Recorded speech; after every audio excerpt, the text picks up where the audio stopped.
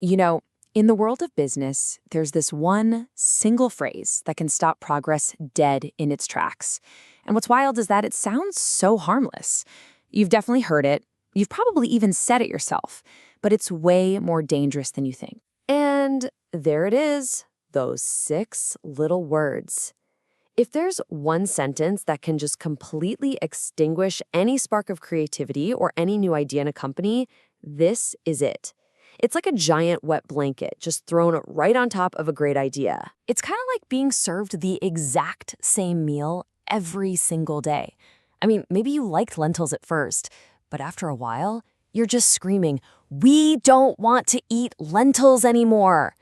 It's the perfect way to describe that feeling, that frustration of being stuck in some old routine for no good reason at all. All right, so for our first section, let's really dig into this phrase.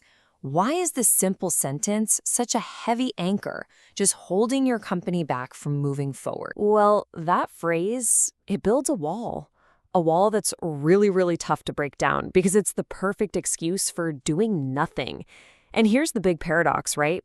Nearly every company says they want to innovate. They talk the talk, but very few are actually willing to do what it takes. Because real change, it means getting uncomfortable, taking risks, and questioning the way things are. Okay, so let's move on to our second section, the fear behind the words.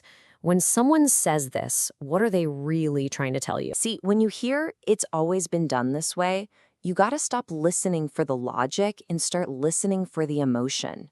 Because what's really being said is, "I'm afraid of change," or it's just pure organizational inertia. The company's too big to move.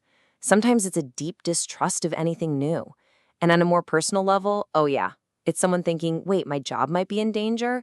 Or, oh great, here comes the smart aleck to shake things up.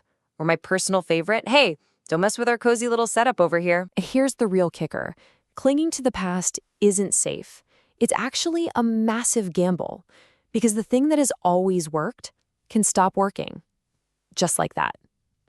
And by the time a company figures out its old formula is totally broken, it is often way, way too late. All right, section 3, let's look at some real-world examples, some giants who learned this lesson the hard way.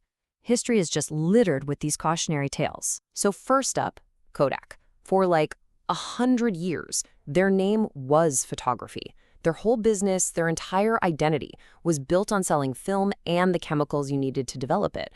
That's who they were. Now, here's the absolutely staggering irony. Kodak engineers, they actually invented the very first digital camera way back in 1975. But what did the leadership do? They buried it. They left it in a drawer. Why? Because it threatened their main moneymaker, film. They clung so tightly to the old way that they sealed their own fate and basically disappeared. And here's another giant. If you grew up in the 90s, you know Blockbuster was the weekend ritual. Their entire empire was built on a massive web of physical stores you had to drive to. So get this. In the year 2000, this tiny little startup called Netflix, who at the time was just mailing DVDs in red envelopes, they offered to partner up with Blockbuster. And Blockbuster's executives, they literally laughed them out of the room. They couldn't even imagine a world without their stores. Today, there is exactly one Blockbuster left on the entire planet. We all know how that story ended. But we don't even have to look that far back. Just think about remote work. Before 2020, how many companies insisted, oh, that just won't work here, we can't do that. Then suddenly, the world changed and they were all forced to adapt. The thing that was impossible became the new normal almost overnight. Okay, so moving into section 4, how to actually fight back. The problem is huge. I get it, but it's not unbeatable. Here's a little toolkit you can use to challenge that status quo. So, how do you do it? It's a 3-step playbook, really. First, you start with the simplest, most powerful tool you have. The question, why? Just ask it. Force them to justify the old way. If you hit a wall, you move to step 2. You show them the data. Numbers, case studies, examples of cost savings, that stuff is really hard to argue with. And finally, if you still can't get the whole company on board, just start small. Change what you can control. Change your immediate environment, your team, your own workflow. Prove that a better way isn't just a theory, It's actually possible. And that brings us to our last section, innovation starts with you. See, you don't have to wait for some memo from the top. Real change, lasting change, often starts with just one person who's brave enough to start rewriting the company's story. At the end of the day, every company, every team faces a choice. You can be trapped by your past, just repeating that same old phrase until you fade away. Or you can be the kind of place that empowers people to question, to challenge, and to evolve. The future always, always belongs to the ones who dare to try something new. So I'll leave you with this question.